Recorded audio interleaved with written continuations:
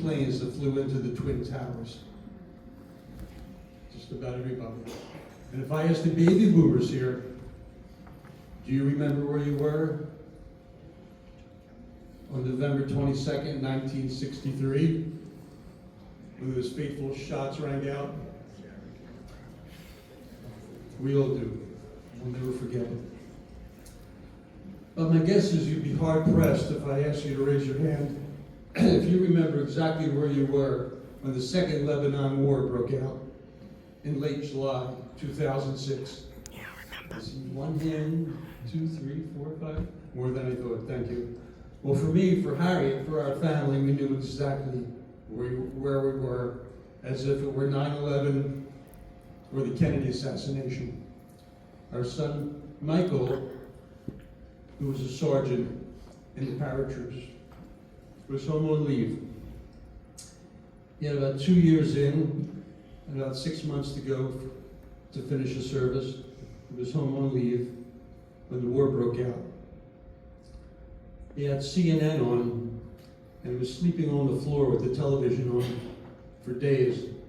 During the day, he would pace up and down the den in front of the TV, back and forth, hundreds and hundreds of times, with his phone in his hand, trying to reach his friends, trying to reach his fellow soldiers, trying to reach his commander, all for naught. He couldn't reach anyone.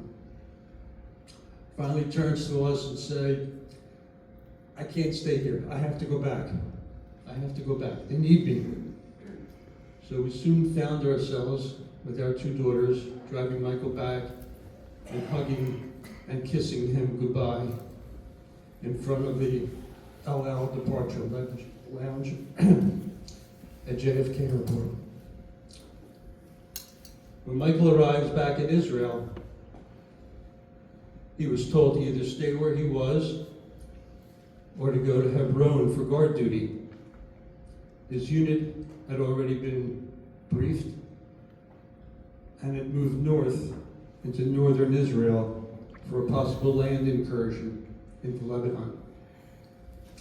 Michael once again got on the phone trying to find someone who would tell him where his unit was. Finally, he found out. Somehow Michael made his way up north, comes into the staging area, and everyone is, I think the term is gearing up,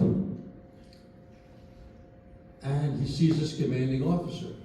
This commanding officer says, Michael, what are you doing here? You don't have permission to be here. I just got back, I flew in from the States, I'm ready, let's go. All of his friends greeted him, come on, let's go. He says, you don't have permission to join us. According to eyewitnesses, a 15-minute argument ensued. Finally, Michael's commander threw up his arms and said, fine, Michael, do what you want to do.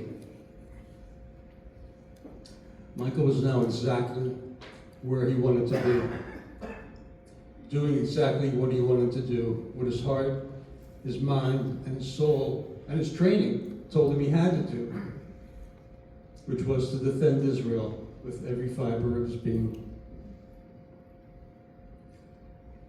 Out of the 121 Israeli fatalities in the Second Lebanon War, Michael was the first paratrooper and the only American to fall in that conflict.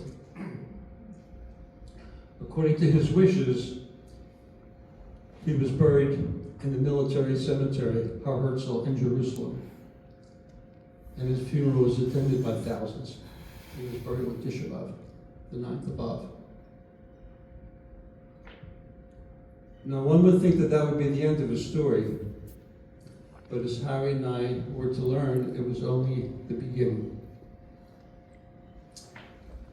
Michael was inspired by the words of a famous American, Robert Kennedy, President Kennedy's brother, who was often quoted as saying that some people see things that are and wonder why, but I dream of things that never were and ask why not.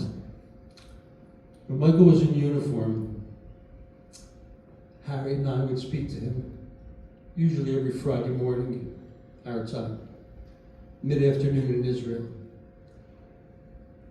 We speak to him for 15, 20 minutes. And every week, I would ask him if he's having any problems. He would tell us a problem here, he needs some help with translating. His Hebrew is not as good as it should be, and he has to find somebody to help him, or he needs a computer, and he doesn't know where to go.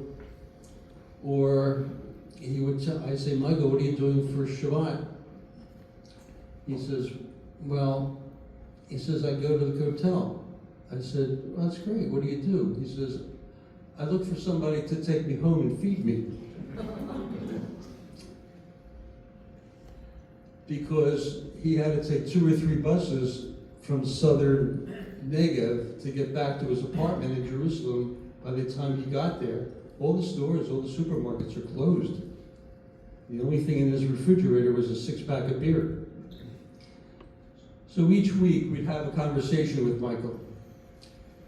And there was a little problem every week, nothing major. After a year, Michael had this epiphany.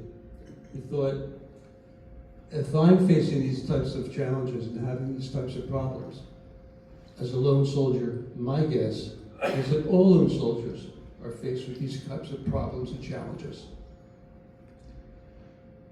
I said Michael was a dreamer, Michael was a visionary.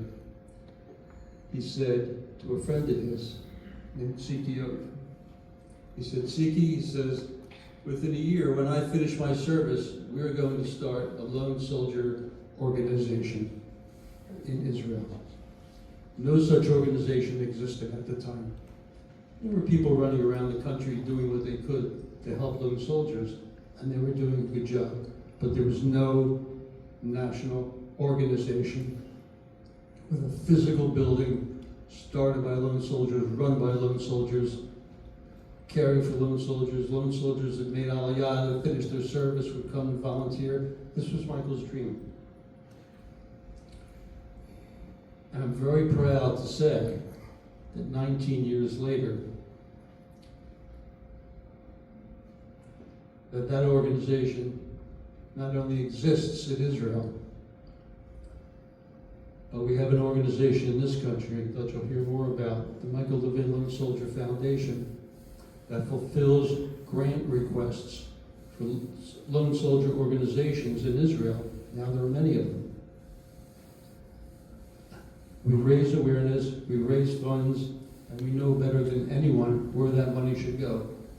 I don't have to tell you what's happening with the returning soldiers and reservists with PTSD. The war's been devastating for a lot of people. As far as the numbers are concerned, there's over 7,000 lone soldiers currently serving in the IDF. Close to 1,000 of them are from the United States and North America. And the numbers are increasing, especially from France, from Western European countries that are facing a lot of anti-Semitism.